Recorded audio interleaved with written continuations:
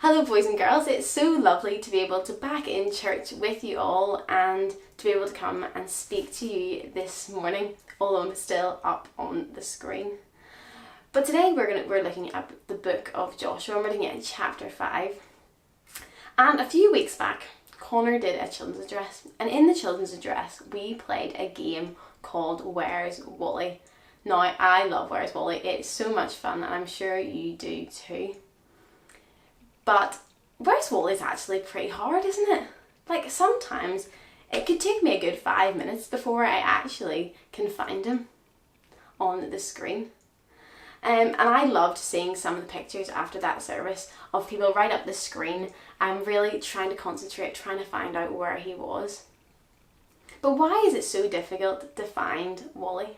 Why is it so hard?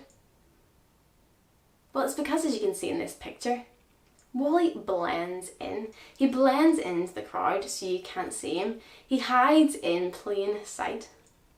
See, we as Christians, we're called not to blend in, but we're called to stand out and to be people who share God's love constantly in everything we do and stand out for Him.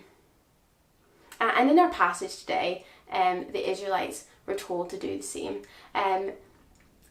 Joshua was told to tell the people to circumcise themselves, and basically this was just a way that they could show other people and say to other people, I am a follower of God and He is my King, I am part of His family and I am one of His children.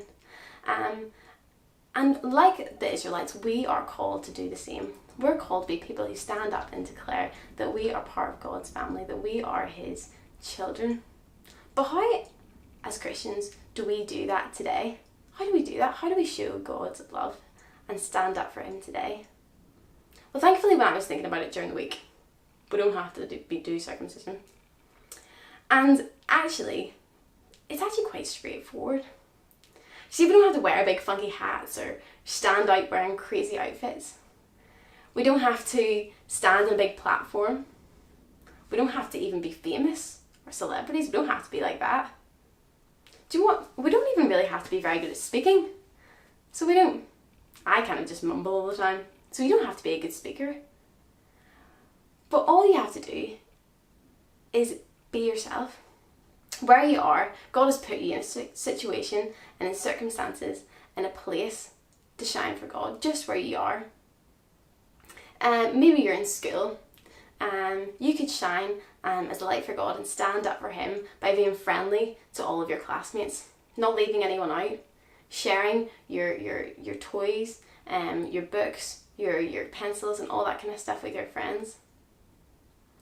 One of my favourite ways of standing up as a Christian and in shining as a light for God is through sports. I love playing sports, and that's maybe being a really good team player, being the best teammate, trying really hard, training really hard, listening to your coaches, obeying all the rules even though you think, that could maybe be my throw-in, but I'm not sure, but you just give it to the team because you know it's right. That's how you could stand up for God.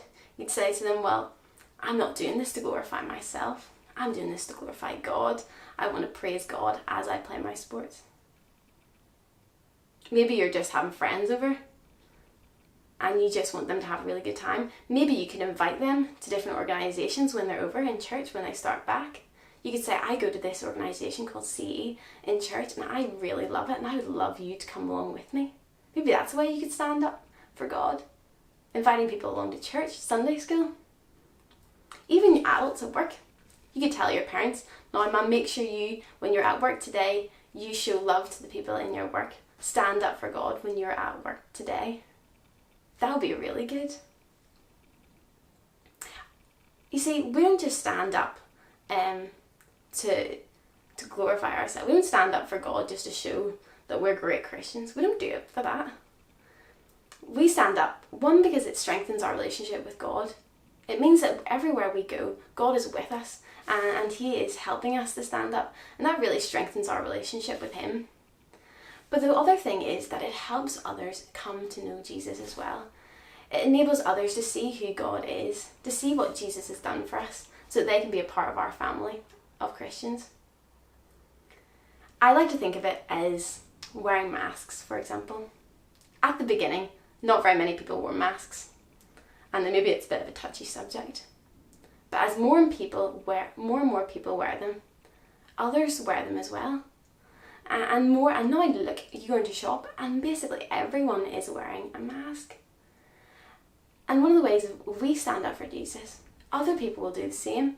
People will want to follow Jesus and they'll do it. Imagine going out and seeing everybody living their lives for Jesus. How awesome is that? So we're going to sing a song now, and let's stand up for Jesus as we do that. Thank you so much for listening, boys and girls. See you all later.